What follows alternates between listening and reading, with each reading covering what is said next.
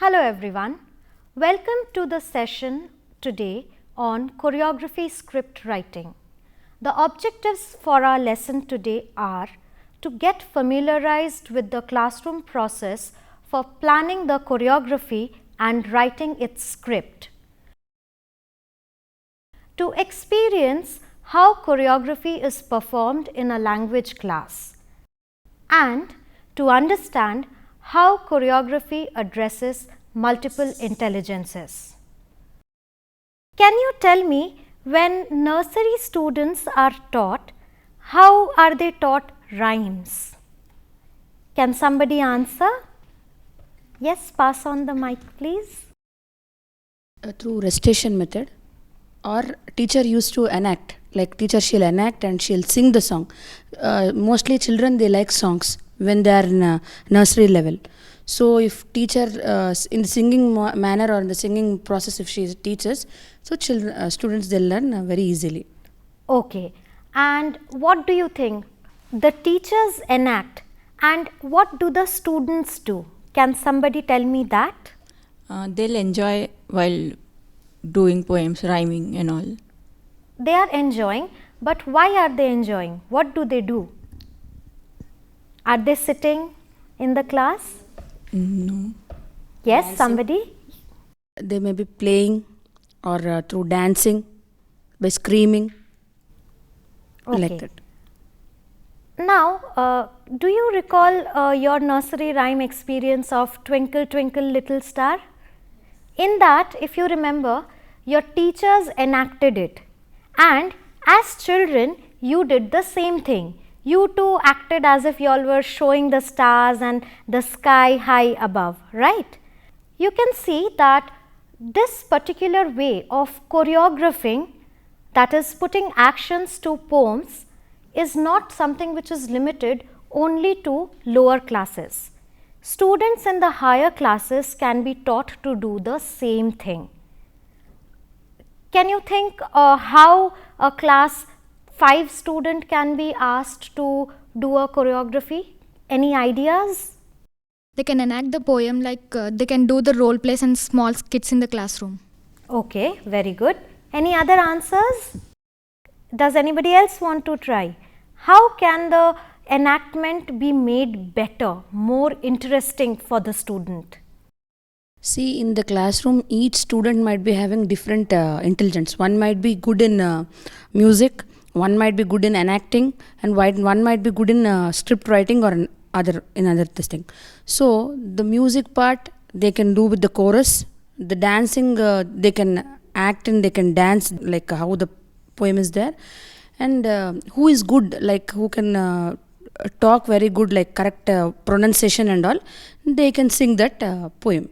Yes, as you have correctly mentioned, all the different types of intelligences need to be taken into consideration even when dealing with class 3 to 5 students. And along with it being an oral presentation, at this level, the written component can also be introduced to them. Now, let us watch how children in class 5 are performing a choreography of a poem, If a Tree Could Talk. Let's listen to the song now. Dear children, you can perform choreography now. Are you ready? Yes, ma'am. If a tree could talk, what would it say? Don't chuck me down, just walk away. Don't chuck me down, just walk away. If the river could talk, what would it say? Don't dump in trash, throw it away. Don't dump in trash, throw it away. If the air could talk, what would it say? The factories must learn to keep smoke away. The factories must learn to keep smoke away. If the animals could talk, what would they say? Help us to live, we wish to stay. Help us to live, we wish to stay.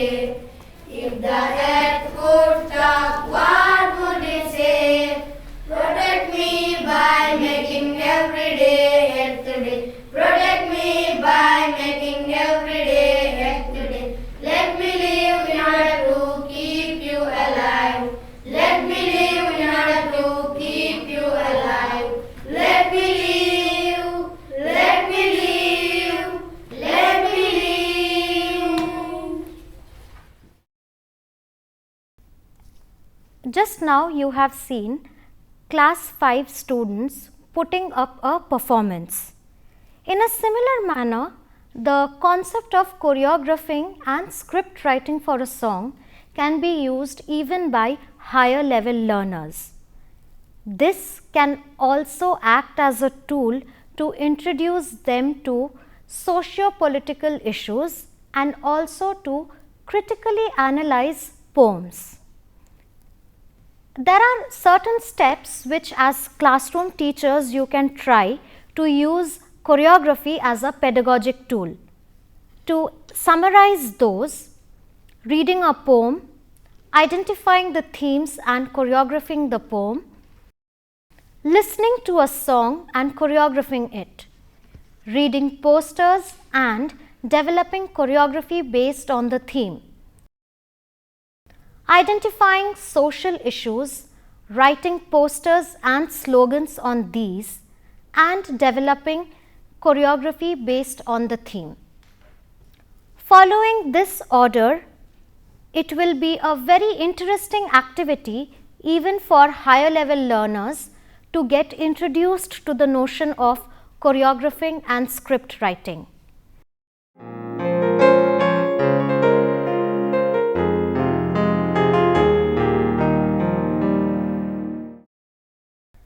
The crux of the classroom process, as we have seen, is to identify the main theme which a poem is trying to present to the students. Along with the main theme, certain sub-themes which form a part of the text can also be elaborated upon by using choreography and the method of script writing. This in turn can be expressed, can be presented by the students through a rhythmic movement in a manner of play acting. Here is the text of a song that has been processed for choreography script writing. As in the case of other texts, in this case the poem also needs a theme-based interaction. Let us watch the classroom clipping and see how the teacher undertakes this particular lesson. Hello students, what message do you get from the picture? Yes? The cry of a girl child. The cry of a girl child. Anything else? Yes?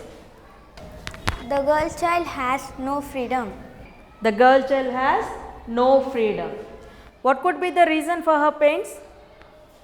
She is cruelly treated by the society. She is cruelly treated by the society. Good. Well, you have just seen how the teacher conducted the class.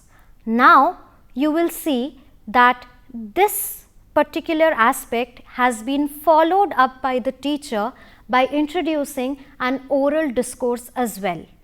Let us see how that is presented by the students. In our society, the girls have less freedom. She is oppressed in several ways. This makes the girls feel insecure. You have just seen how the teacher has conducted the class.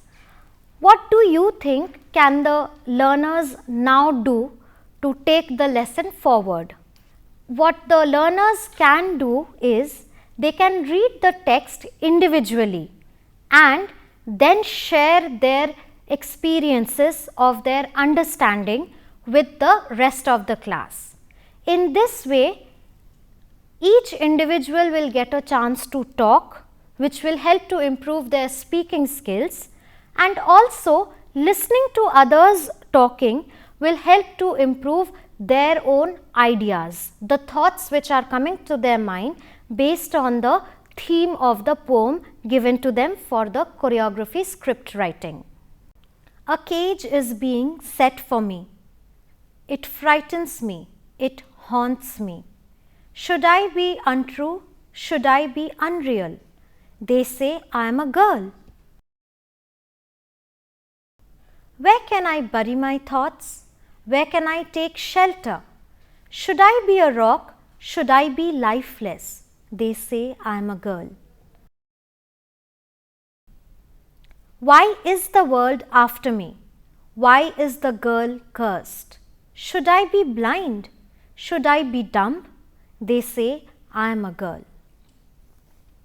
Thereafter, you have just seen that the students also try and respond to the extrapolatory questions which the teacher is asking.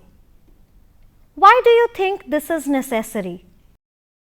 When the teacher is trying to ask them questions for the students to respond to, the teacher is trying to activate the students' thinking better.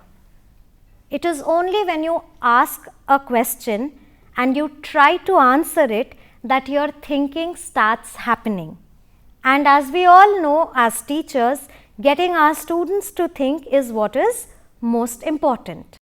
Also, it is only at this juncture, after the students themselves have spoken about their thinking, what their ideas are, that the choreography is worked out.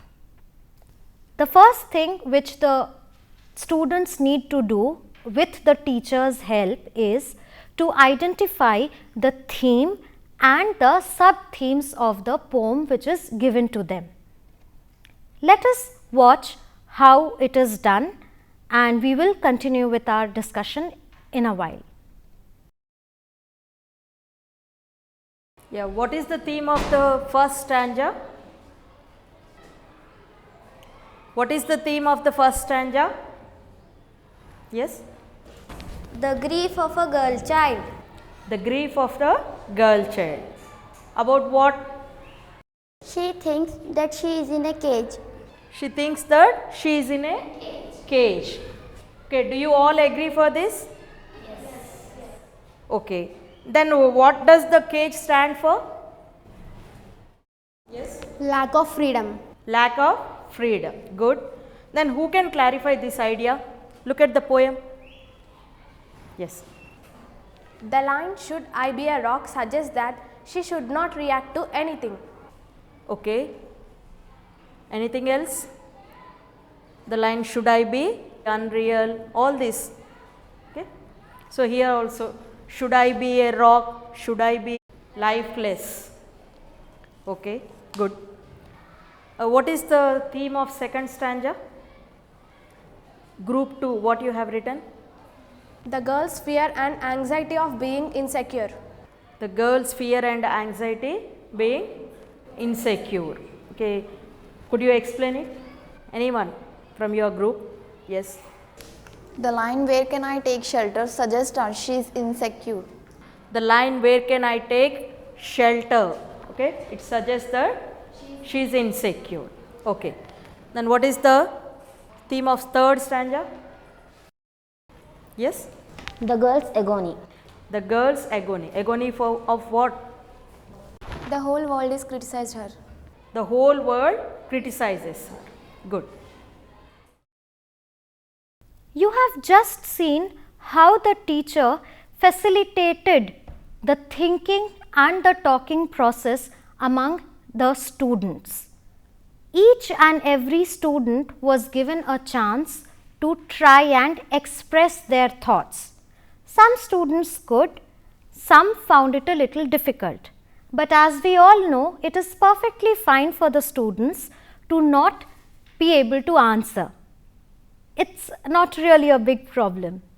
Now, the next step is to identify instances from real life situations which the students can relate to the theme or the sub-theme which is presented through the poem given to them. Let us continue watching the classroom video. The theme of the first stanza is the grief of the girl child as she has lost freedom. Okay. Can you suggest any incidents from the real life? Yes? The mother scolds the girl as she comes home late, but she does not scold the boy who does the same thing. Yeah. When girls come late, mother scolds the child, and when the same thing is done by the boy, they don't scold. Okay. Any other incidents? Yes. Two boys are playing cricket. The girl joins her. Her father happens to see this and scolds her. When the boys are playing cricket in the ground, if girl want to join them, generally parents, they don't allow the girl. Okay. So we have identified two instances from real life where the girl feels that she is insecure. Okay. The mother scolds the girl as she comes home late, but she does not scold the boy who does the same thing. And when two boys are playing cricket and the girl joins her, her father happens to see this and scolds her. She goes home crying. Okay. Now, where does this first incident took place? Yes? At home. At home. And what about the second incident? Yes. In the ground. In the ground. So, whether it is in home or outside, she feels the same thing. Now that the themes and the sub-themes have been identified, the next important aspect is to try and find out the location of where the action is taking place. The first location of the action is the home, and the second is near the playground. At home, you saw that for coming home late, the mother is scolding the girl, but when the boy comes home late, the parents are not scolding him. Later on, in the second action which happened on the playground, you see that the two boys were playing and the girl wanted to go and join them, but the father saw the girl playing and then he dragged her away from there. He did not let the girl play over there.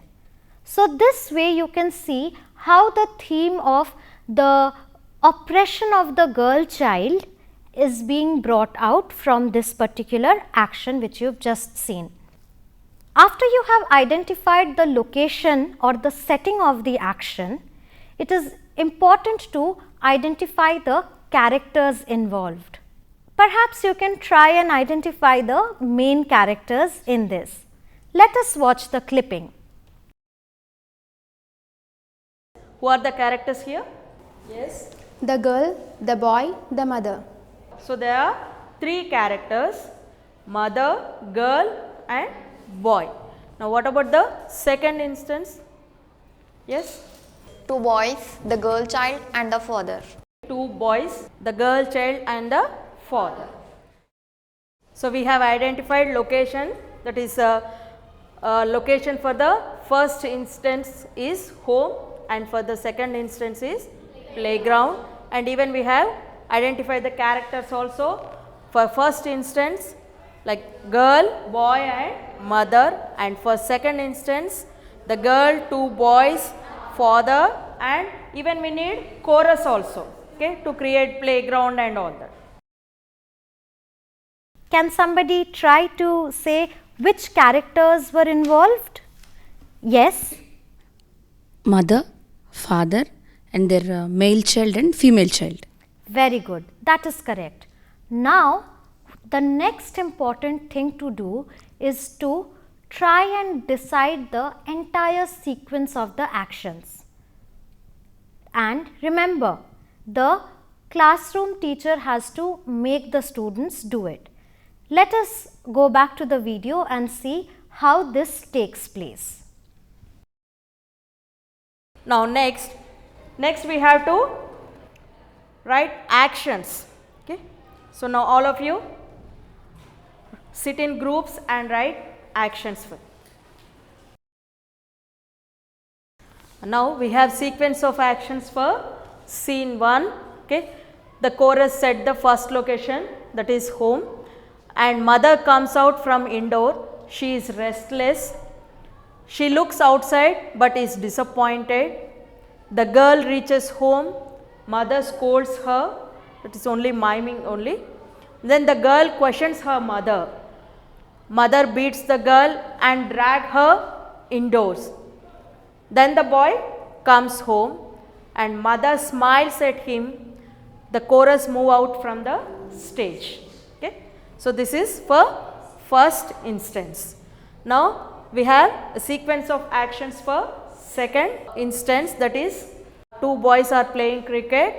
The girl joins her and her father happens to see this and scolds her. She goes home crying. So now this is scene 2. Now the chorus enters and set the playground, like standing as trees and moving their hands like branches. Two boys enter the stage. They get ready to play cricket. One boy bowls and the other bats. The girl enters and watches them play. She requests them to include her in the game. The boys hesitate but finally agrees. The girl bowls. Father comes there and sees in his daughter playing with boys. He gets angry and drags the girl away.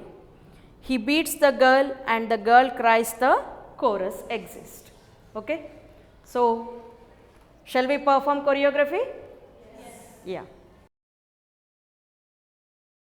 Well, now that you have just finished watching this video, you can say that the choreography script of the first 2 stanzas of the poem have been played by the students in the video. What do you think is needed as a next step? You have the actions in place, you have the lyrics, the wordings of the song. What do you need to make the song sound better? Can somebody try to answer that? Tune. Yes, very good. So, what with tune? Can you elaborate a little? Music and lyrics. Okay, very good. That is correct. Now, a tune is needed to complete the song. There can be a team of singers. Perhaps the students who are good at their singing can be chosen at this juncture. The performers, the ones who are very good in acting, can perform the actions of the 2 stanzas and put up a small skit in front of the class. Let us watch how the children are performing this particular choreography.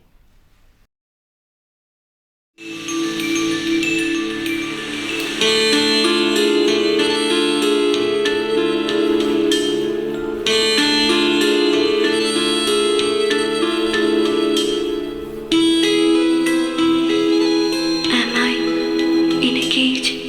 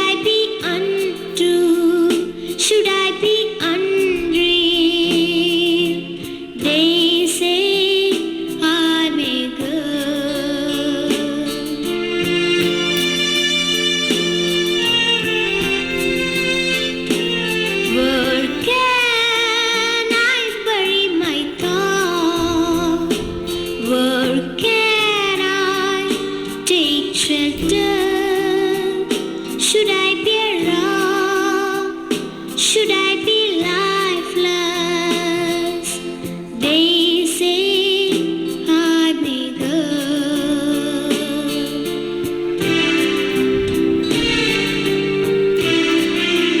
Why is the world after me?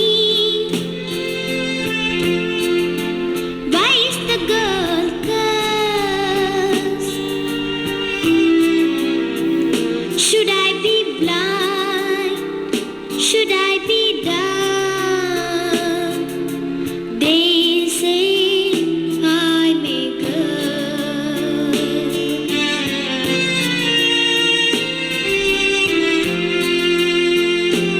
Decades being set for me. It frightens me. It haunts me. Should I be untrue? Should I be unreal? They say I may go.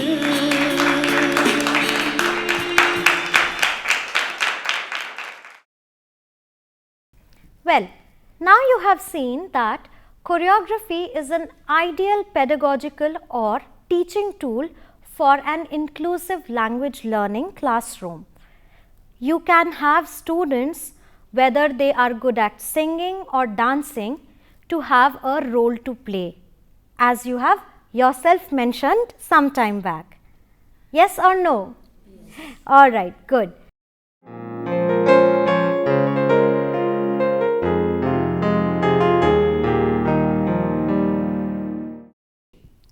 Traditionally, we have seen that in most cases, schools tend to focus either on the mathematical ability or the language ability of the students. But today we know differently. It is a well established fact that there can be intelligences which a student exhibits even beyond these two types of intelligences. The focus is no longer only on reading, writing and arithmetic. It has moved beyond that. While many students function well in that kind of an environment, there are others who need to be given more chance to explore other things and other spheres of their intelligences as well. It is in this backdrop that today we will know about Howard Gardner's theory of multiple intelligences. Gardner argues that intelligence, particularly as it is traditionally defined, does not sufficiently encompass the wide variety of human abilities. His theory has emerged from recent cognitive research and documents the extent to which students possess different kinds of minds and therefore learn, remember, perform and understand in different ways. To quote Howard Gardner, we are all able to know the world through language, logical mathematical analysis, spatial representation, musical thinking, the use of the body to solve problems or to make things, an understanding of other individuals and an understanding of ourselves. Where individuals differ is the strength of these intelligences, the so-called profile of intelligence, and in this way in which such intelligences are invoked and combined to carry out different tasks, solve diverse problems and progress in various domains. The idea of multiple intelligences comes out of psychology. It's a theory that was developed to document the fact that human beings have very different kinds of intellectual strengths, and that these strengths are very, very important in how kids learn, and how people represent things in their minds, and then how people use them in order to show what it is that they've understood. If we all had exactly the same kind of mind and there was only one kind of intelligence, then we could teach everybody the same thing in the same way and assess them in the same way, and that would be fair. But once we realize that people have very different kinds of minds, different kinds of strengths, some people are good in thinking spatially, some people are good in thinking language, other people are very logical, other people need to do hands-on, they need to actually explore actively and to try things out. Once we realize that, then an education which treats everybody the same way is actually the most unfair education, because it picks out one kind of mind, which I call the law professor mind, somebody who's very linguistic and logical, and says, if you think like that, great. If you don't think like that, there's no room in the train for you. The 9 intelligences which Howard Gardner identifies are verbal linguistic, logical mathematical, visual spatial, bodily kinesthetic, musical rhythmical, interpersonal, intrapersonal, naturalistic and existential. Choreography makes it possible to address almost all of these intelligence types, as you have just watched in the videos.